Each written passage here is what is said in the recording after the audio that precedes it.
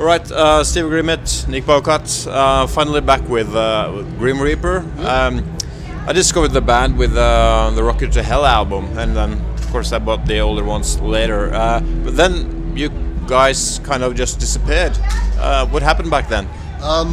We had a lawsuit from our English record label called Ebony Records, who are now out of business, and they sued us, and they lost. But it destroyed the band. Really? One of the age-old music story record label run by the professional term for the guy who ran the label is asshole. His name was Daryl Johnson, and he's homeless, toothless, and wifeless now. And may he rest in pieces. Hey, stuff happens, Yeah, we disappeared. We had no choice. We had a lawsuit for 4 years. Yeah. So Steve went on to Onslaught, made a great record. I went to America, and but here we are, 30 years later, rocking in Sweden. Yeah. Why was the time right now for Grim Reaper again? We've stayed in contact over the years. I don't want to sound obsequious. This guy's got one of the best voices in metal, period. There's Halford, there's Dio, and there's Steve Grimmett, in my opinion. And it's a pleasure playing with him. He's got a great band together. I was in Chicago on business last year when Steve's band played a festival, so I played with them. We had a blast. And we're going to do it some more, I think, because it was great today. Brought back lots of really old, good memories. And it's fun learning stuff you wrote 30 years ago. And seeing kids who weren't born at the time singing the lyrics kind of freaked me out. It's kind of cool. It's like you had to listen to the old albums again and try to figure out what you did back then? Well, it's muscle memory, but it's funny how you forget stuff. Like some of the solos took me a while. I was like, wow, I have to practice again. Steve, I guess you have been playing those old tracks, Yeah, for years. Yeah, for about probably 14 years actually. Yeah. So but it's been good, and like you said, we're getting a younger audience as well. It's a whole new audience, and I don't know where this thing's going, but I think we're going to chase it, and because I enjoy playing live and I want to do a lot more of it, So we've got a lot on this year. We're already getting work in for next year, so it's a great thing, good thing. I hear there's another Grim Reaper album coming up. Yeah, we're doing that at the moment. We've got a few more bits and pieces to record, and then it's off the mix. And actually, Nick's going to join us on that one as well. So yeah, we're just going to pick out what we would like him to do. I want to do Culture Club covers. Well, exciting. Oh yeah. We got a new band now, but this has to sound like old Grim Reaper, I guess. Is that hard?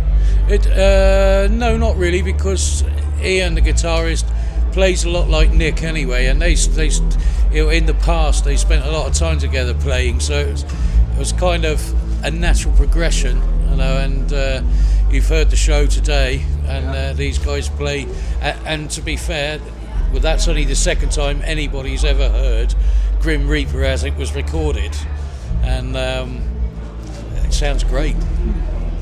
When will the album be out? I'm not sure yet, to be fair. No, it's probably towards the end of this. 51. No. Yeah, probably will. The rate we're going at it. Yeah, it should be towards the end of this year. I can't give you a date because I don't know.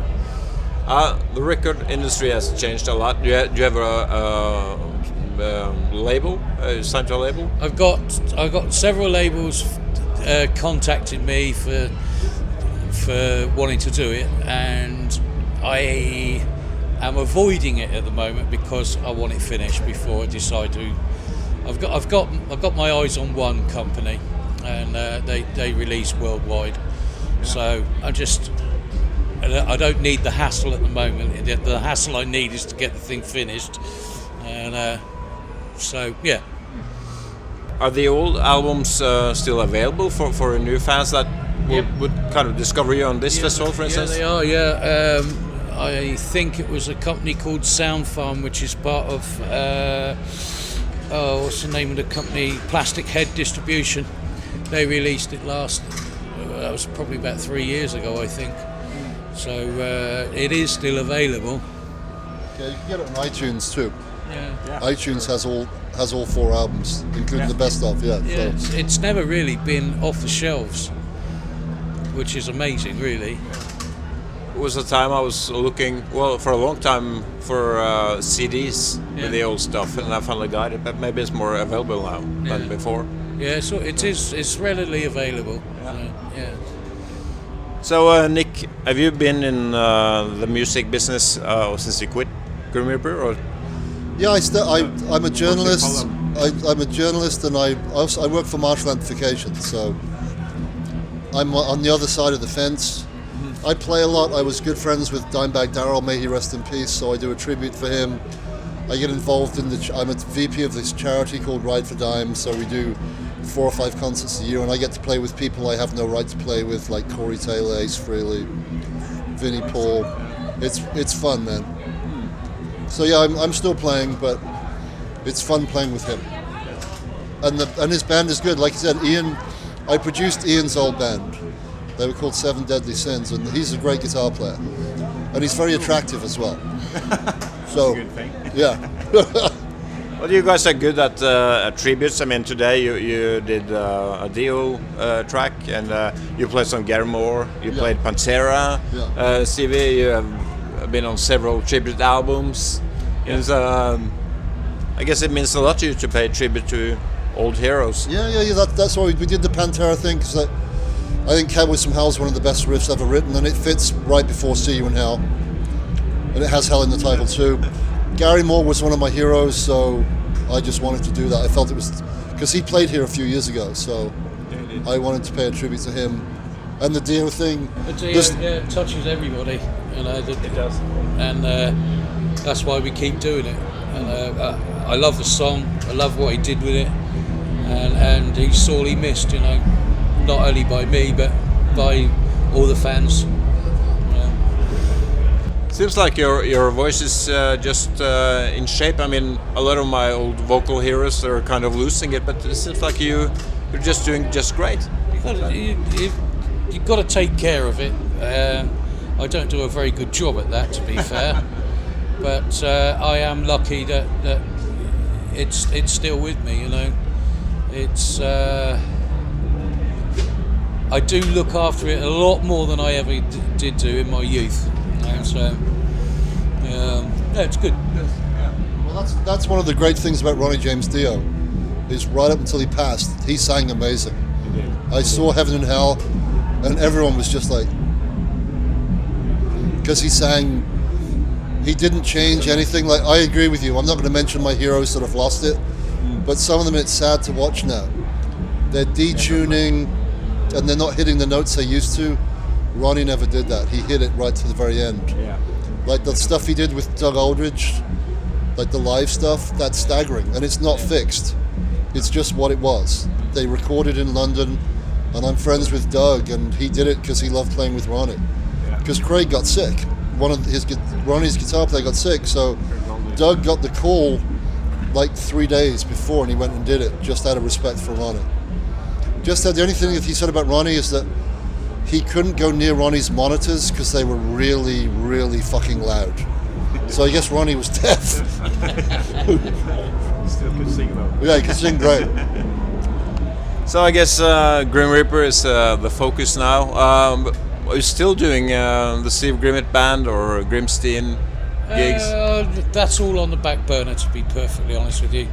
I'm still in touch with everybody. But I'm too busy really to do anything else at the moment.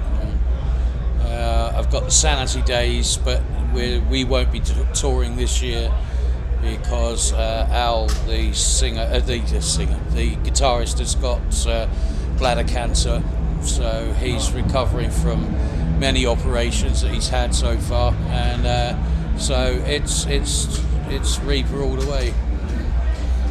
I guess the Steve Grimmett band is a band where you can do all your older stuff. I mean, you released great things with Lion's Heart and Onslaught, and of course Grimstein, and then you can play everything. Yeah, I could if I wanted to. Yeah, definitely. Yeah, but like I say, you know, it's Reaper at the moment. It's all I can concentrate on. I'm just so busy with it, which is cool. I heard you reunited with some of the guys in Onslaught and you did some festivals or something. That's the Sanity days. It's only Steve Grice, the drummer.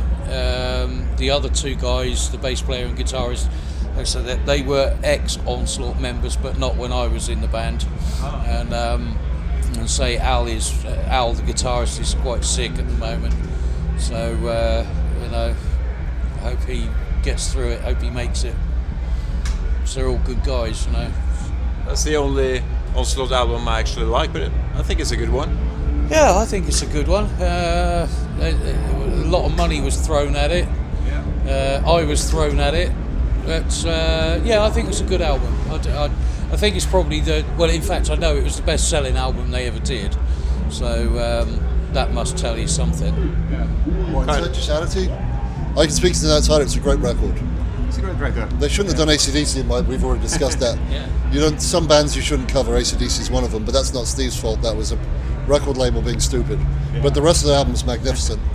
Like the title track is brilliant. I still listen to it, it's on my iPod. That's a good one. I do aerobics to it. Still keep it in shape. As you can see, the aerobics are fucked. I fired her. You've got hell of a six-pack there. Well, I just have to wish you guys good luck with the new Grimmett album. Thank you. I'm looking forward to it, and it better kick ass. It will. Trust me, it will. I've had 30 years to write it, so. Yeah, exactly, yeah.